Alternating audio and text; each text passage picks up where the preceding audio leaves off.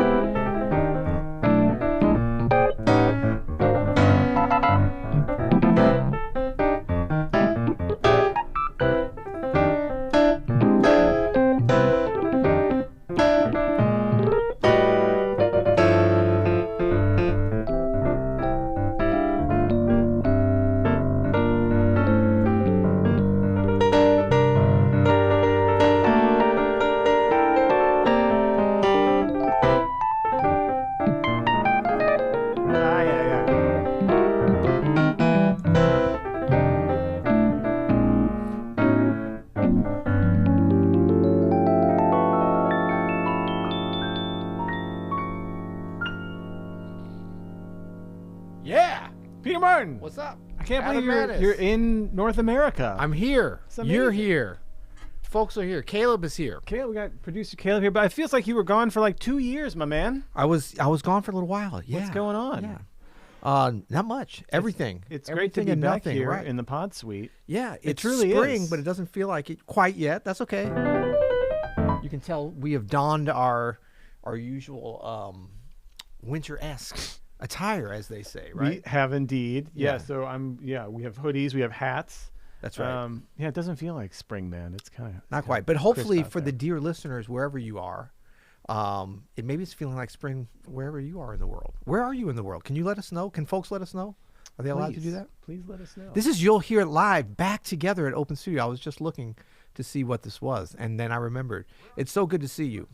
Oh, we'd love to hear ourselves well, twice there there. you go. There you go. Cheers from Belgium. What's up, Samuel? Me and Kata Matlid. Can't wait to get back. Let's see. Who is that? Oh, Mick. The jazz scene in Madrid. That was, yes, it was very good. We're going to get into talking a little bit about that. But was able to meet some You'll Hear It folks. I was telling Adam about that. Some Open Studio folks. Just some really great folks as we did some gigs around Europe with Christian McBride and Inside Straight. And so Cool. glad those of you that I did meet. And the shout-outs for You'll Hear It and all that. We really appreciate that. How were those gigs, man? You were gone for such a long time, but you were with the same band, which hasn't happened in so long. I Where know. you would do a string like that. Like, tell me about the experience of playing those gigs again. Yeah, so it was really, really good. It was, it had its logistical challenges, but in general, like the audiences were great. The energy was great. The energy within the band and kind of bridging with the audience was really fun. And after getting started, after a couple of days, it sort of comes back to you and you realize, I mean, not just the playing, of course, we've been playing, we've been practicing and all that, but it's like the being on the road, kind of moving around, playing at different venues, some of which I'd been to, maybe half of which I'd probably been to, or even more, and some were new. But connecting with the audiences in different places around Europe was great. And it kind of felt like muscle memory once you start doing it again. And so that was really nice. With the audiences in people were very, just appreciative to hear music. I think as much as we were appreciative to be playing it for live audience, we might have even been more appreciative at times, I would say. And you got to meet some You'll Hear It folks. You got to meet some Open Studio folks. You got to meet some Open Studio Pro folks. You got to meet some YouTube folks. You got to meet all kinds of folks. I met some Adam Maness fans. I thought I was an Adam Oh, Maness really? fan. It turns no. out I'm just a moderate to medium level Adam Maness fan. They got some crazies out here, some stalkers. I like it. And so I kind of got stalked by extension of you, which was nice. They're like, wait, Adam Maness, No, it's some really, really great That's folks. so funny because everywhere I go in St. Louis, everybody's like, Peter Martin? Can you give me a lesson? That dude owes me money. No, but it was just so cool, especially the Open Studio Pro folks, because they, they've been with you, some of them for over a year, for going on 2 years now. Dude, it's been over 2 years now over there at Open Studio Pro. It started right when the pandemic started. I just started practicing every day. It's such a great group over there, man. We just had our Monday meeting today, and just seeing all the familiar faces every day, it's going to be great, man. Right. To just keep it going for as long as we can, Yeah, that's cool. So shout out to all of our double dippers who are in the chat today. Absolutely, always. And Holger says Holger. Holger's a OS Pro member, killing pianist. Holger is. Yeah, so he was in Basel. That was a really fun show that we did there. They're having a nice. That's a place I've played quite a bit over the years. It has a great jazz audience, a really good jazz presenter, and they're in the midst of a kind of ongoing jazz festival there that we might have even been kicking off. But it's one of these ones that goes on for a couple of months and has different concerts in different venues. But really cool audience there and stuff. That was fun. Shout out to Chip here. So excited. I'm a newbie. This will be my first You'll Hear It Live. What's up, Chip? Wow. Welcome. What's up, Chip? Welcome in. Welcome in. Yeah, and I think we might have quite a few new folks kind of drifting around the Open Studio YouTube channel in general. I think you're right. We're going to talk about a little bit later why that may be. Theme of the show. Now, would that be something you might be interested in? Definitely. Yes, absolutely. So welcome in everybody new. I think, some of the videos we've been doing, some of your really wonderful videos, Adam, and we're going to talk about the Christian McBride and Greg Hutchinson video that just dropped a few days ago as well. But what's exciting about these is it's sort of exposing our content and our community and just sort of the way we do things here to a new you know, it's just some new folks. Yeah, man. Which is kind of like why we're doing this and welcoming them in, and hopefully, you know, because we do a lot of piano stuff, but we got so much great bass and drum. And I don't think people even know. I don't think they know how much great bass and drum stuff we have going on at Open Studio, not just on the YouTube channel, but these courses with Christian and Ruben and Bob DeBoo, man. Yeah. It's incredible. And soon to be one of the most amazing bassists of the 20th century, Ron Carter. Like Ron Carter coming soon to a screen near you. I mean, like in a way, the bass section is more impressive than the piano section. I know. Although we can't argue with Fred Hirsch and Ever heard you of and him? Jeffrey Keyser and Elio Alves. Right. You know? And Jeffrey Keyser was just here 2 days ago recording new content for us. That was exciting. Caleb and I recorded a whole we said it was going to be a mini course. I think it's just a course, man. Yeah. We spent all day over here. Keyser had some amazing ideas. Amazing ideas, man. Yeah. Jeffrey is, like, I think a solid musical mind. Yeah, I would say so. At a You minimum. think so? Yeah. And what's cool about that is that he, this course really, you know, kind of came forward from some of the ideas he had in his original course, which is, like he reminded us, is like 10 years old now. And I was like, yeah, but that content, people still love that. There's so many gems in there. But Keyser kind of looked at me. He's like, yeah, I've gotten a little better since then, though. I was like, whoa, maybe so. I was like, you are already good. I think he might be, though, man. He sounds great. Yeah. So you were over there with, he was playing with David Sanborn across the street. How'd it go?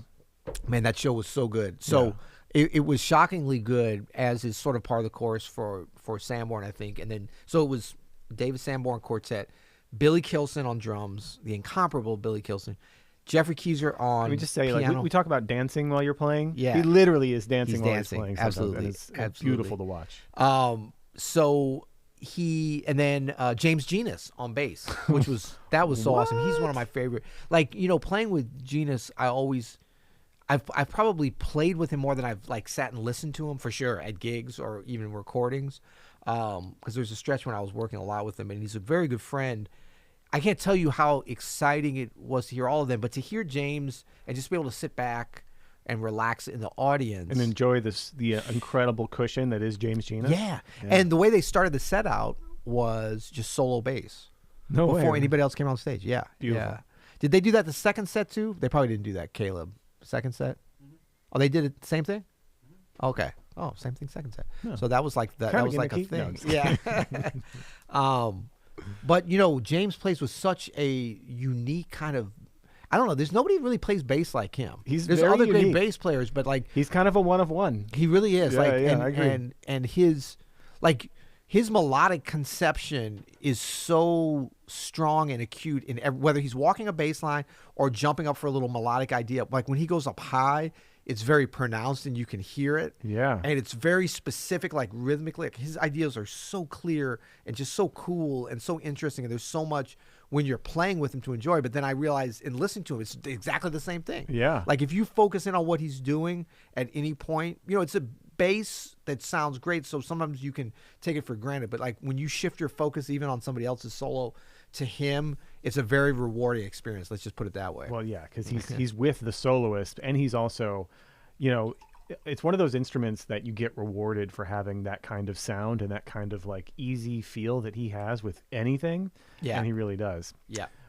Man, so speaking of bass players, Peter, you were gone for a long time, but I felt like you were with me because while you were gone, was carousing around some of the hallowed halls of your alma mater, U City High School. Were you? You know, Peter's on the Wall of Fame at his high school. You misread that. It's the Wall of Shame. There is a ton of folks on your Wall of Shame. They didn't even have a Wall of Fame at my high school. They didn't even have anything. Your like school's that. a little younger. It's a little younger than ours. Yeah, but first coming. of all, your high school, you went to U City High School. Yeah. Beautiful school. Like it looks yeah. like a school in a movie. Like it looks like Right. the architecture is so gorgeous. It looks like it should be on a film of like some kind of incredible high school. And then I've been working over there, and actually Caleb's on this gig too. We're playing the Wiz over there. I had no idea. With your buddy Chris Thomas. Yes, I knew Chris was. Who, you know, amazing bassist. You were on that Josh Redman Live at the Vanguard. Chris was on that. Yes. And I've been playing a lot with Chris on that stuff, man. Talk about a nice cushion. That guy, rhythmically solid, just like a truck. So great. So much fun. Yeah. I mean, Chris is. I mean, he's in that same group. I mean, of just. You know, it's an embarrassment of riches in terms of bassists. Him, Genus, McBride. Yeah. Ruben Rogers, and Bob DeBoo. I mean, there's some killer bass players out here. Yeah. But Chris walked me down the hall, showed me your portrait there on the wall of fame. That's funny. And you guys have a ton of famous folks out of your high school. Yeah, I'm actually surprised I made it on there because lots of musicians. Yeah, lots of really. I mean, you're talking about Nelly's on there, Tennessee Williams. It's a very it spans a long time, and there's a lot of illustrious folks. So I'm very proud to. Well, shout out to U City High School. The kids are great too. They're working. Have the performances started yet, or is we're performing this Friday? Oh man! And we're not doing the show. We're just doing like a concert of the music, and they're singing. Yeah. So it's really fun. But should be a good time. So I did.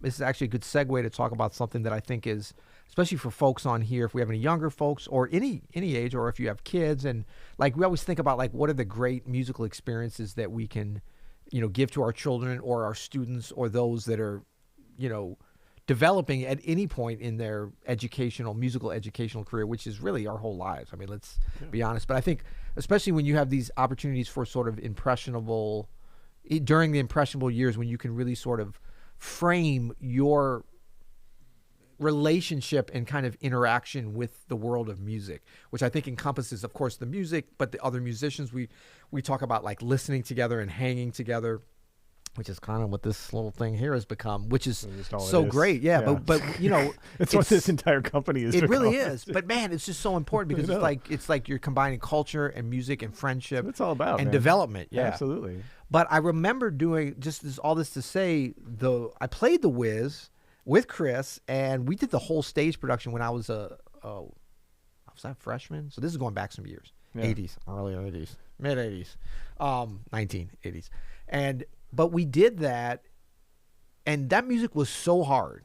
I'm sure you're whizzing through it. It's very good music, man. Yeah, but at the time, and we were doing like I think you guys are too, that original Broadway score. Yeah. But like I didn't know what a lot of that music was. Like I couldn't understand the chords. I couldn't even read. Like I knew the notes. I could read music. Yeah. But it's just so I would listen. The parts are good. The parts will get you like a quarter of the way there. Right. Yeah. But especially like the keyboard parts. And I think there's a piano and like a keyboard part. There's like a synth part. Yeah. Yeah. And it's a Moog part. Moog part, right? And I didn't really have I had like a Rhodes and an upright piano and some like DX7 and all those parts. And I was trying to but basically it forced me to go to the recording, and then like the movie I'd seen the movie. It's different. But you couldn't. Yeah, exactly. It's different, and there was no like access to that. Maybe on VHS or something. I've never seen the show. I've only seen the movie like a million times, and I've never seen the show, so I didn't. The show's got a whole bunch of stuff that's not in the movie. I know, and the show's music I think might be better. No, not to diss the movie music. It's definitely more intricate. I mean, you definitely miss MJ and Diana Ross, but like, right.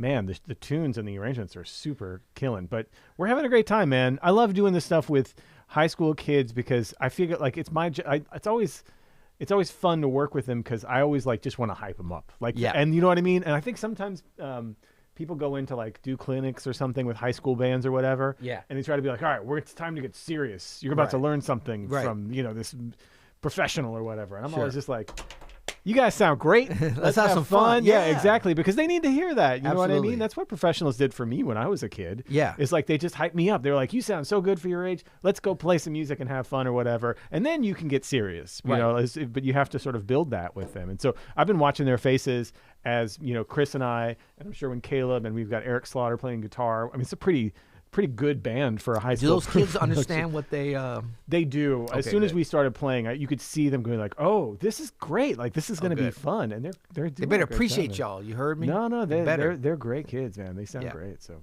well, good, super fun, man. Awesome. All right. Well, we've got boom, boom, boom, boom. Right. Okay. Yeah. So that was another thing, and Holger is just reminding the gig in Basel was a double bill with the Emmett Cohen trio. Nice. You had some pianists over your shoulder. There was some pianists around, and it was so fun to hear Emmett's set and get a little chance to hang with him. Really, just one of my favorite of the young pianists. And his trio has. I was telling him, I said like, his trio has developed because of those like Monday night sessions that they continue to do. But basically, they worked together so much during this lockdown pandemic period that once they started coming out and doing live gigs, they were really in a great position in terms of like, the kind of things we were just talking about, just in terms of interaction, developing certain, cultural, musical signals between each other, and a really cool rapport. And what I think is a very unique and interesting take on kind of a modern jazz piano trio situation, which is kind of hard nowadays because we feel like every different type of trio style, like the template for them has all been established. Like you've got the kind of Bill Evans trio and then Live at the Vanguard stuff, and maybe that developed to, that probably influenced more piano trios than any, but then you have Chick Corea, the great trio recordings, and then, the Roy Haynes and Miroslav, like you have these different periods, but like Chick piano trio stuff. Very different than like Chick acoustic band or electric band or whatever. Trio stuff. Tons of great trio stuff in the 70s that kind of gets overlooked because of the electronic movement, but there's a lot of good acoustic trio stuff that happened in the 70s. Yeah. But then, man, you're talking about Emmett Cohen. I think that trio is really doing it. Yeah, because he's kind of jumping back on a lot of stuff earlier. He's not just referencing, like, he doesn't get stuck in the sort of Keith Jarrett, Brad Mehldau, which are great places to be. Don't get me wrong. Easy to do, though. But you know what I mean? Like, stylistically. So, because it's easy to kind of jump into that world if you're accomplished like they are, but it's hard to not get so influenced by that. And so I think that, not that there aren't some influences there, I'm sure. I think, for sure. But, and there definitely are, but that's what Emmett is so great at doing, is to like filtering, at this point, a massive amount of influences. Right. I actually was talking to a friend of his, who is a friend of ours, and who said that Emmett has stated, and I don't know, maybe Emmett, if you ever see any of this, or if you hear about this, like, I wonder if this is true, but he stated, like, it's his goal to absorb as much history as possible of jazz piano from the beginning of recordings to contemporary, and like have that be his thing of like he's a sponge of that so that it can go through him. I think he's pulling it off, man. I think so too, which is crazy. Absolutely. But he's so dedicated. He's such, I first met Emmett over a DM when he was coming through town like 6 years ago with his trio, just hustling for his own gigs. Right. You know what I mean? And I was so happy to see him get the recognition. Is that when you sent him back F off, kid? Yeah, I was like, no, slide out of my DM. No, I sent him some suggestions, I think, of some places he could play in town, but he's putting together his own tour and all that stuff. It's so great to see him get here it is. So Brian Fielding is the friend I was referring to. His goal is to embody the history of jazz piano and is playing every time he plays. Yeah. And I think, Brian, you were the one who told me that, and I think he's pulling it off, Brian and Peter. I think he is. Like, absolutely. And you know what? Which is great to hear. Yeah, and it's not that it's the only way you should do it, but it's a cool thing to do. But it's a great and I've always told the younger guys, and even as like, you have to think about where you are in the trajectory of your opportunity to not only make a mark in this music, but to continue things along. Like, we all have a responsibility, I feel like, to the music. Not a responsibility in the sense of like we have to like honor the masters. I think that way of thinking kind of comes naturally to us, and we don't have to lean into that much. I don't buy this like you have to do things and play a certain amount of ragtime. I think those influences will come out. If you're a thoughtful, interested musician, you're going to hit most of that. It's naturally going to happen. And it shouldn't be the same for everybody. Yeah. But I do think that when you're, in your 20s and 30s, like, or wherever you're developing, it's important to go through a period where you're like trying to embody the entire history of jazz. And then as you move along, that's going to change. But like, if you don't go through that period of really like, being aggressive with the different influences and periods that you're incorporating, you're never going to really be able to find your sound. No one should be expected at age 30 to have their ultimate sound. Like, we look back and hear like Herbie Hancock when he was 26, and we're like, oh, his whole thing, like, that's his baddest stuff. His best stuff is right there. That's not really true, actually. It's great stuff and it's classic stuff. But the greatest stuff is really what he's playing now. Well, here's the thing. I would say. I was thinking about this actually just this weekend, Peter, about sort of the arc of the life of a musician in their career. I think what happens is, like with Herbie, like with anyone who makes a mark, is when it happens when you're young, it feels fresh because you're a fresh voice. Yes. And if you're at a high level, you're an original voice, as Herbie was, or Miles was, or Charlie Parker was early on. But you're right. Like, that was just the beginning of a new voice. Yeah. And Herbie has developed this voice now for several decades. Right. To the point where you're... And refined it. Yeah. Some of his latest records are, I think, easily you could put up there with some of his best records. You know what I mean? Like, because he's just keeps working. And it's exciting for a player like Emmett because he's had a splash now this last couple of years. Yeah. You know what I mean? And we kind of are like, oh, that's the voice, and his voice embodies the history or whatever. Right. But I'm definitely interested in hearing Emmett in 40 years. Like, that's going to be amazing. Yeah. And I mean, and the great thing is, it's like, you don't have to force. I mean, of course, you're always going to have certain artists that are going to come along that hit that level of maturity and depth at an unusually younger age, but even they will continue to develop, you know. Yeah. And you have to do it, like, everyone's on their own journey, and like, when you keep in mind that we're all here to serve the music and to serve people listening to the music and bring people together through the music, and our part is just one part of it. Like, you need the listeners, you need the people that do the production. I mean, like, all these different things come together, and it's very easy for us to think that we're the most important part. Like, oh, well, this is our voice. No. You're just the one that's doing that part of the thing, you know? Yeah. But I think that if you kind of are open to, you know, not necessarily you're going to peak young, but some people will peak younger than others. Example, Nicholas Payton. When I first heard him play, and he was like 16, and I first met him and hung with him and played with him, he was playing at your typical, like, kind of 40-year-old level, pretty much. Not just in terms of, like, technique or whatever. I mean, he was very good trumpet player. Ideas were there. Ideas. And yeah. just being able to curate, like, he was that far ahead. So now he's kind of like at an old, mature, I have a lifetime of music. Yeah. And maybe even going beyond that, where he's like, let me play some other instruments or whatever. Yeah. But I'm just saying, like, that's not necessarily going to, nor should You it know, be you're for good everybody. when you like are mastered the trumpet enough to be like, no, I'll take on the piano. Seems Yeah. like a doable thing. Yeah. Yeah. And that's fine. And like, everyone has, there's no, like, in your 30s, you have to do this. It's different for No, everyone. no. But I do think that basically you don't worry about the calendar, but you go through the process. You go through. I think that Emmett, I think Sullivan Fortner has done a fantastic job. He's very, in a certain part of his playing, he's kind of another one that's like decades ahead of where he should be for his chronological age. You know what? I think with Sullivan and Emmett too, like the looking back, and this is probably culturally what's happened more with a younger generation of musicians. I think when we were younger, Peter, it was a little more like we still on the front foot of like, well, what's happening now and who are the contemporary people, and you should know that as much as anything. Right. Like I at least speaking for myself, you know, people were always like, yeah, you should check out Thelonious Monk and Duke Ellington and all this stuff. And of course I did, but it wasn't as like, no, you got to learn Charlie Parker tunes now. You know what I mean? Like, it wasn't as preached as it is now. But I think that's what's like making some of these players have this original voice pretty early. But that said, like, it's not those two people are in a very specific niche, and I think there are people who might even consider like modern, like what I'm trying to say is like you don't have to go fully backwards. Like it can be a wide angled lens too. Like you can go in the last 5 years and go on a deep dive of your favorite music from the last 5 years and still get a lot out of it. Yes. Like I still get culturally a lot out of it, musically a lot out of it, and learn a lot about music.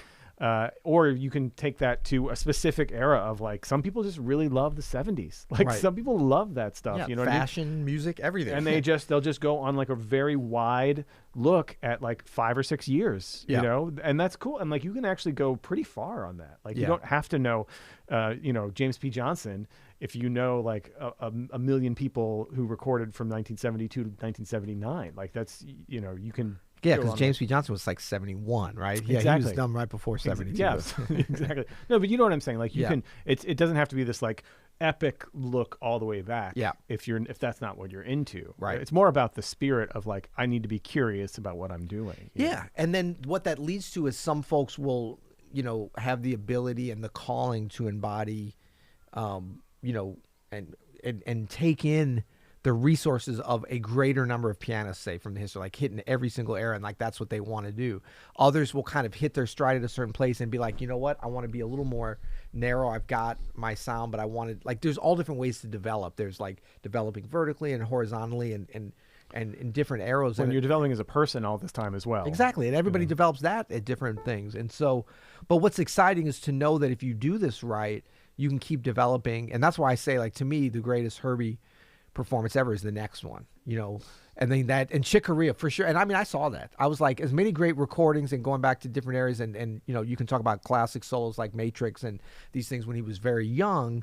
But to me, like hearing the, you know, fully mature Chick, and that's why it's such a loss, not just first and foremost as a human element, but in terms of his service and what he gave the world with his music, that was an ever evolving thing. Even if it didn't seem like it was like he was coming up with new bands, he might have been going back to different bands and different situations. From a musical content situation, he hit such a high level and then was able to maintain it, if not kind of even get a little bit better perhaps, but it didn't really matter. He hit that A+ range, and then he lived there for many years, many decades. And so it's like you, I mean, the easiest thing I could tell people that maybe are just getting into this music are like, what the hell are these guys talking about? Who are these guys? Is like, okay, LeBron James. We all know LeBron James. So he's, in some ways right now, he's playing the best basketball of his career, right? It's true. Now, the numbers, like the height that he can jump and there's maybe a little bit of a beginning of a trail off physically. There obviously is because of his age, but his basketball IQ has never been better.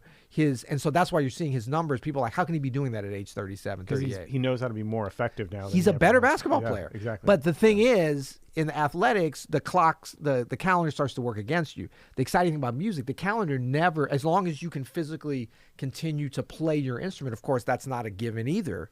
But if you can Remember physically... those videos of Horowitz, like, well into his 70s. Yeah. Like, just 80s. crushing it. Yeah, totally. Menahem Pressler, who I got to study with when I was in teenager, was the pianist for the Beaux-Arts Trio. I think we might have even showed a video one time. Did. Over 90. Over 90.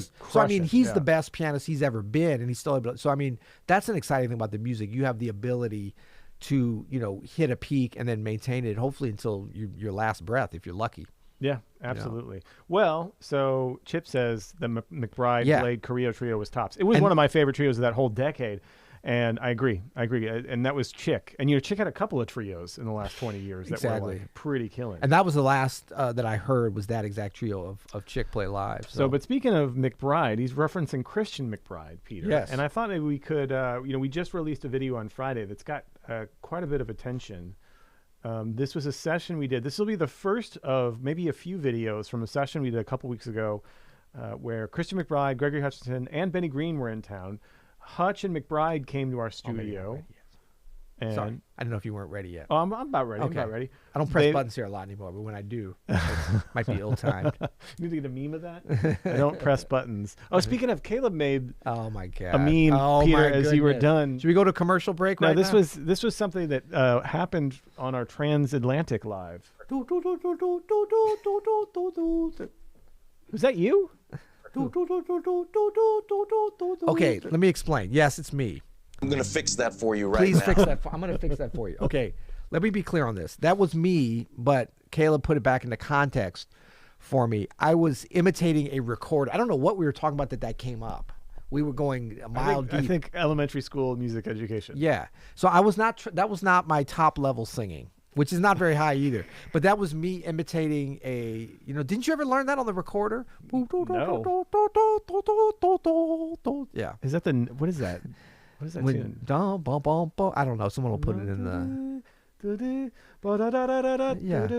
Yeah, what is that? Yeah. Someone knows. Hopefully it's not an inappropriate battle song. It could be. I think it might be a battle. Hopefully I didn't just get canceled for that. It is militaristic, for sure. It is very militaristic. Yeah. Well, it's the recorder, like the fife and the drum. Yeah. So anyway, we had Gregory Hutchinson and Christian McBride. Hutch and McBride, as we like to call them. And that was just like a month ago they were in here. It was just like 3 weeks ago. 3 weeks ago, yeah. You were out of town. No, right. You were here. So it was before you left. No. Yeah. Well, yeah, because I was exactly. Yeah, but it was right. But it was the week before. It was like the week before you left. Yep. So that was probably about a month ago. And we already have our first video. We'll probably have one or two more, maybe. We'll see how it goes. But then also they recorded a lesson for our rhythm course that's coming up. We have this whole rhythm anthology course. Yeah. With Hutch, McBride.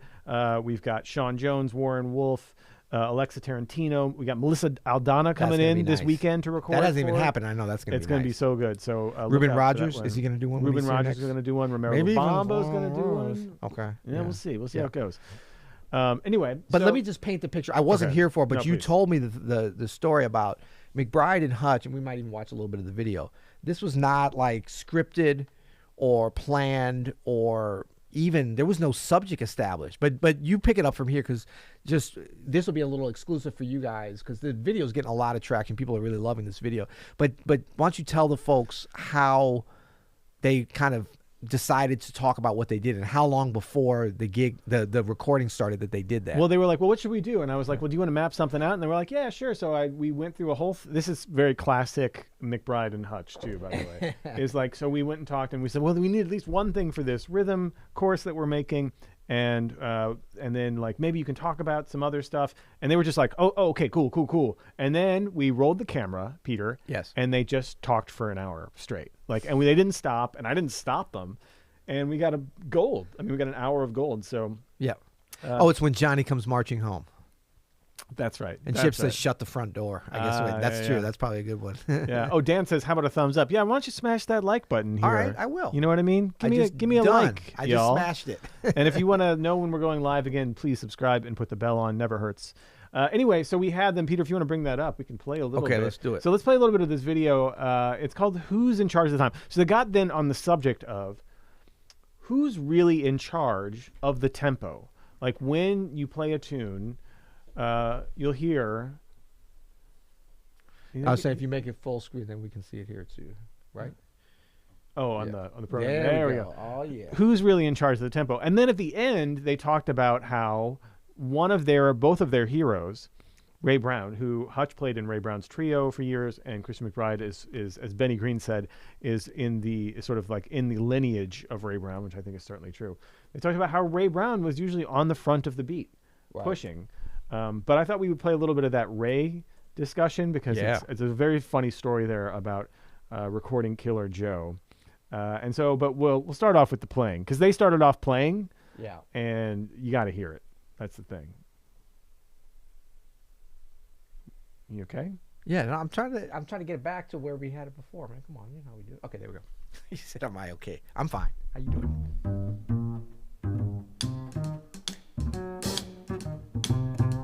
That's swing, y'all. In case you didn't know.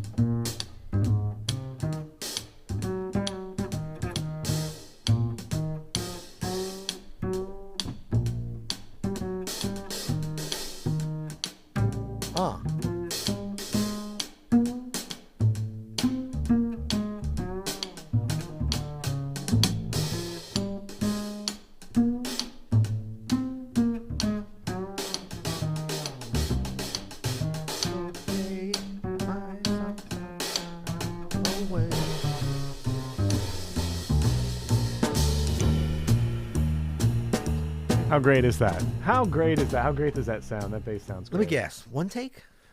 Yeah, one take for everything. They just started playing.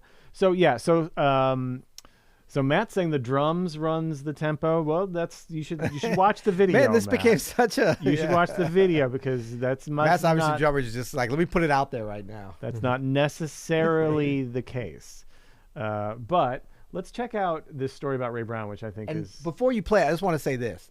The great thing, I don't know if we planned it like this or if it just happened, but... Oh, we plan everything, buddy. So the cool thing about, like, the reason you can trust how McBride and Hutchinson break this down in terms of answering the question, who's in charge of the tempo, is because of what they played at the beginning. I love that we presented that. That's kind of like... the cabin in the mountain. That's the cabin in the mountain. Yeah. But that's also like them... putting their credentials. That's their diploma. They're like, oh, you're here for a meeting? Let me just give you my business card and my resume. Yeah, before we talk about tempo, listen to this. Listen to us play some tempo. Like, we're going to actually show you how it's done, and then we're going to articulate some different ideas related to that. And we can talk about the meat of the video. We don't have to watch it here. But I just want to watch this clip about Ray Brown because I thought what they ultimately came up with is great fodder for discussion. Yes. I never use fodder enough. And I should say, and I think they would probably support this in a way. This is just one way of looking at it and one kind of concept. That's not to say that like it's just as valid if somebody else comes along and refutes this, because I think what this shows is this way works. That's what I'm saying. Like when they're playing, it's like the proof is there. Yeah. So it's kind of like, can you dunk the basketball? I mean, it's a little bit of a binary thing. Yes, look, they did it. And then they can explain how they did it. There might be other ways that work for other people, but it's like they've already dunked the basketball in terms of like setting the tempo, setting the time, playing together, and it's not about, being quantized and stuck on a grid. Obviously, it's about the humanity of the music coming through in a way that's just instant on those clips. Agreed. Let's hear them talk about their one of their biggest influences and mentors, Ray Brown. I heard one of my favorite stories all time about that sort of tension between like kind of being ahead of the beat and kind of, you know, holding it back just from it, you know, so it doesn't, like you say, I'm not going to follow that. Exactly. You know, because so when people talk about the Quincy Jones version of Killer Joe, the classic version, the one everybody knows, with Ray Brown and Grady Tate, you know, Grady, he's just playing quarter notes on the ride, feathering the bass on all four, hi-hat on all four, and cross stick on four.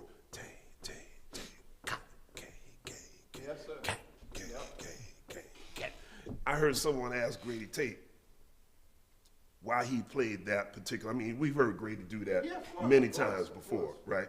And he said that was me putting the jiu-jitsu move on Ray.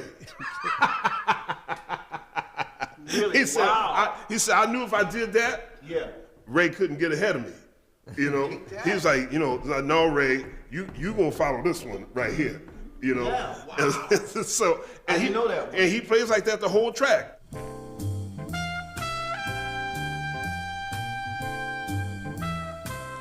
Ray is trying to jump in there. He is, right?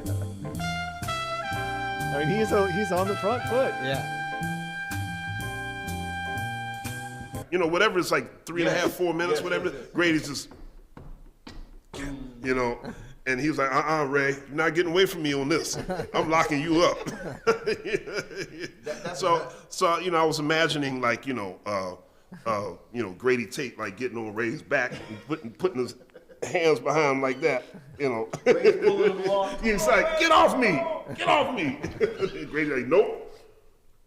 That's a classic when you talk about Ray Brown. That's exactly what you just demonstrated was like how I felt. The first gig we did, I felt, oh Lord, I'm gonna get pulled. Right. And then I understood something. I said, oh wait a minute, there is a way to kind of manipulate the situation also. Right. And he's leaving space for me to manipulate. He's waiting to see what I'm going to do. And that's the beautiful thing about Ray and everyone who's played with him, all the drummers. They have that leeway.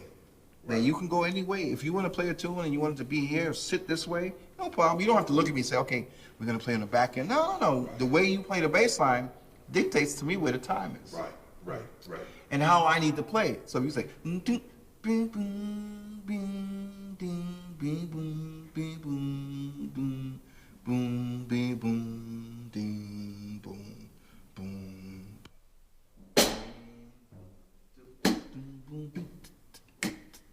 that same thing. But instead of me, I go. And it just stays right. I don't have to do anything else because you got it. Right. It's that understanding of the time that we both have that makes us, when we play together, like I said, going back before, I put us up in that category for tandems, top tandems of drum and bass. We're not talking about drill music. I'm talking about real swing here. So there it is. Isn't that wonderful? Great. So great. Yeah. You know, and I realized, you know, in watching this and thinking about this, both of these gentlemen, having played with them a lot, I can tell you that they bring that kind of a concept and an author. Oh, that's nice. Oh, that is nice. Put the screen back. Let's see what's going on here. Oh, little Kenny Burrell just auto-played. The YouTube algorithm just knows what we like. I mean, just keep it going. Keep it going. Let's turn it down a little bit. Yeah, okay, I feel like this was fate here. We can put this in the back. That might get us banned or blocked, right? Yeah, put it back up. I'll stop it. I'll stop it. That was really well. Let's fade it out. We're pros around here. Look at that. Look at that. Cedar Walton. But I was just going to say, like, so I think that what people don't always understand, well, they just laid it out. But some people might be like, yeah, but I've seen McBride play. Once he starts to lay it down, like, everyone's getting on his back musically because he's steering the boat. And like, there's an element of that, but it's not really like, I can tell you, like, McBride does not bring to every situation. He brings himself and his style and his bass and his concept. But the amount of listening that he does, even if he's playing with somebody like Hutch that he knows, like, and the amount of possibilities for adjustments, that's what makes it so special. So when they talk about these different nuances, it really is not about, I mean, there's times when, the bass is setting it, when the drums are, when the piano or whatever. Yeah. But it's that listening and making adjustments, and like the really, really pro level ability is to be able to do that and make it look like and sound like you're always exactly the same and always right in there. And even Ray Brown would be making adjustments, actually. It was not just about, everybody knew he liked to push and whatever, but you can hear it on that Killer Joe. You can hear it on a lot of stuff. That ability to listen and like, how do we fit into making the music sound great? And there's always that little bit of tension there that gives it that human element, that gives it that interesting thing. Yeah. And when everybody's willing. And in this case, talking about the rhythm section, just bass and drums. So it's very binary. It's like two people. If one is not listening or one is being too submissive or whatever, it's like, the other one can step up more and kind of drive things. But, being able to hear two masters like this, play it and show it. And then I think back to all the different times and the adjustments that they make and their flexibility when they don't need to be flexible. It's all the time when they're playing. It's all I mean, we talked about it when we were talking about the concert they did with Benny Green when they were here playing. And all three members of that trio are just locked in listening all the time and adjusting and listening and doing so without an agenda. They're just sitting there observing what's going on and being open to it. And that's what I took away from this discussion that they were having about Ray and about who's in charge of the time in general is really the time, like all things that we're doing as improvisers, is a conversation. Right. And yes, of course, we all want, to not slow down or speed up too much, but nobody is a robot. And the tension is part of it. They list a bunch of different rhythm sections. That have all very different. All very different, but they all have very different relationships to the beat. And that's not bad. It creates a vibe. Yeah. And I think, for me, it's like that can be, because there can be so much anxiety about like, oh, am I locking up or am I playing with whatever? It's like, locking up is the tension. Yeah. And like the as long as you kind of come at it with some humility and some openness, anything can happen, right? I think it's when you get involved in like trying to shade people or judge yourself too harshly about your time or whatever, enjoy your time. Your time is your time. Exactly. You know what I mean? Exactly. If you don't like it, work on it, but don't judge yourself in the moment. Just have fun with it. Right. Okay, I want to add in one element. I want to just, I've got some great comments here. We're going to get to those. But also, one thing that I thought has kind of been lost on this video that I thought was going to be a bigger thing, there was a little bit in the comments, but not much, was, are we talking about time or tempo? Are we talking about practice? Are we talking about practice? I mean, listen, we're talking about practice. Right. Not a game. Not a game. Not the tempo. But I can almost say, like, are we talking about time or are we talking about tempo? And we decided to go with tempo, right? Christian sets it up with tempo, right. So that's why. But some people kind of were latched onto a little bit. Well, the drummer sets the time, but the bassist sets the tempo. But like how? We're really talking about the same thing, though, aren't we? Are we? Yeah. Well, but that's the thing. That's what I thought. But somebody, I think, brought up a good point. I believe it was in the comments where they said, the tempo. I can't remember now. What is the difference? Hold on. This is such a great show. Yeah, this is so good. See, that's how you know this is well scripted. No, it was that the tempo is like the speed of the tune. Like that's what they said. It's like whoever counts off the tune sets the tempo, but the time is established constantly by the rhythm section, bass and or drums. Okay. I mean, I guess that makes sense. So the time is just the continuation of the tempo once it's set. The tempo is kind of like part of the like what key we're going to play it in. What's the tempo? What I feel like the structure of the tune. Well, I feel like the way I kind of is arranged in my mind is time is sort of like is a noun that meaning like your ability to control the tempo. Right. So if you have good time, to me that means that you can keep a steady tempo. Yeah. Right. But tempo is how fast or slow you play a piece. Right. Like you don't say like, what time do you want to count this off in? That to me means a meter. But we also don't say like, we never say like, does that drummer have good time? I mean, we say, does the drummer have good time? We never say, does the drummer have good tempo? Saying. Time is like a skill. Like if you have good time, that's a skill that you have for controlling the tempo, to have a steady tempo. That's what I think that means. Yeah. But like who controls the tempo means that's just how fast the tune is going. So I think when you're referencing like the speed of a tune, that's the tempo. Right. When you're referencing the ability to control the speed of the tune, that's the time. So now what do you think about this? Talk about controversies. We have, as Dan astutely says, Maestro Ron Carter says, a good bassist determines the direction of any band. Well, but But he's not saying only. Maestro Ron Carter also talks a lot about the note choices that a bass player makes that can determine the direction harmonically of the pianist, and actually to direct the time of the drummer as well, even with the choice of notes, which is interesting. I think that somebody like Ron Carter, the small amount of time I've been able to be around him, but the huge amount of time that I've listened to him over the years, what I find is interesting, I think because his time, in the way that we were just talking about it, is so good and like almost like a template for any bassist. Like he keeps time, like tempo time, whatever you want to call it. Like that's not a problem for him. So he almost doesn't like, I don't think he thinks about it as much as most bass players that are lesser do. Or even like, and so there's a lot more like you say, note choices and like upper extensions and these other things that he sees as just and are just as much of an effect that in terms of the band. And so, yeah, for him, it's like all of these different elements. It's not just about the time or the tempo. It's the harmony. It's the melody. It's the structure. When you lay out, when you come in, and it's. I think that's absolutely true. A good bassist determines the direction of any, and it's not saying that it's the only determination. Totally. But it is, that kind of primary job. I think he sees it as. Tempo is quantitative. Time is qualitative. Interesting. Okay. Yeah.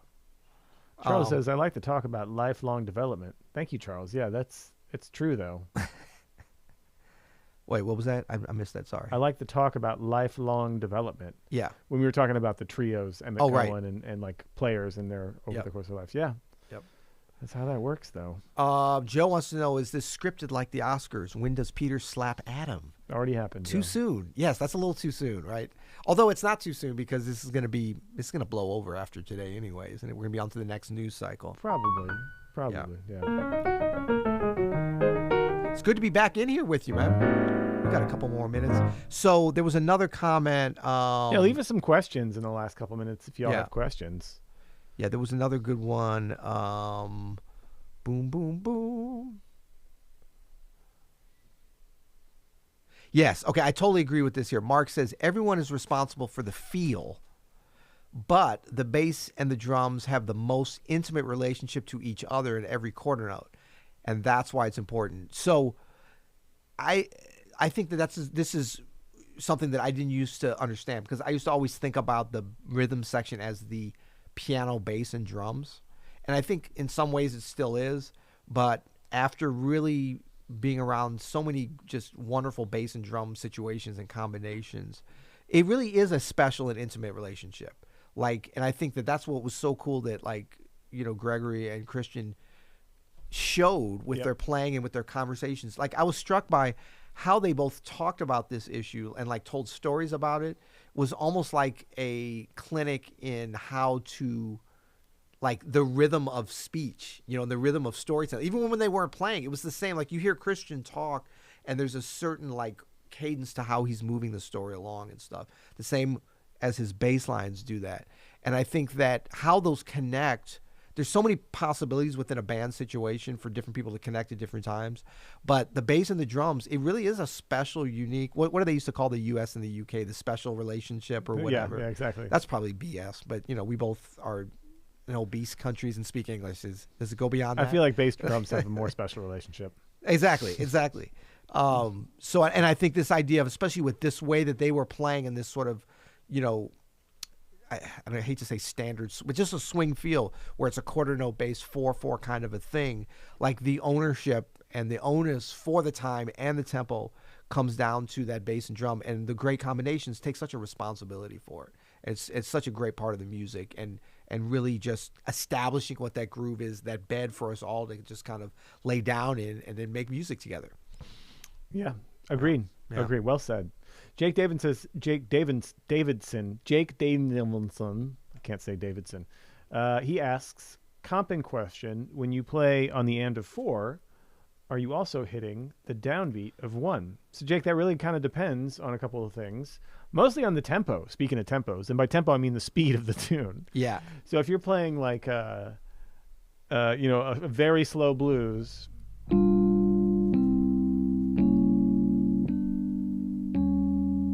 you can play on the and of 4 and 1. Right? But if you're playing like 1, 2, 1, 2, 3, 4...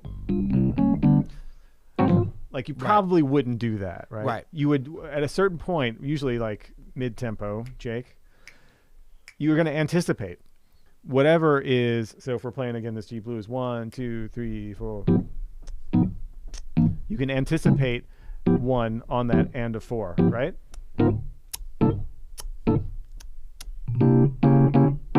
So I'm not trying to like, you could do that. You could do a little, right? But mostly you're just going to be anticipating whatever is coming up on 1. Right. On that and a 4. Yeah. And I think even at that tempo, 1, 2, 3, bop, bop, like and a 4 and a 1 is kind of a more natural thing, right? Totally. Yeah. I mean, I just, it's a little like Dugga, like it's a little anticlimactic. Yeah. Yeah. So I remember Betty Carter used to, she used to love, especially at fast tempos, and she loves doing stuff fast. Like 1, 2, 1, 2, 3, 4. You know, oh, what a little moonlight could do. I mean, I remember that, like just being terrified I was going to turn things around.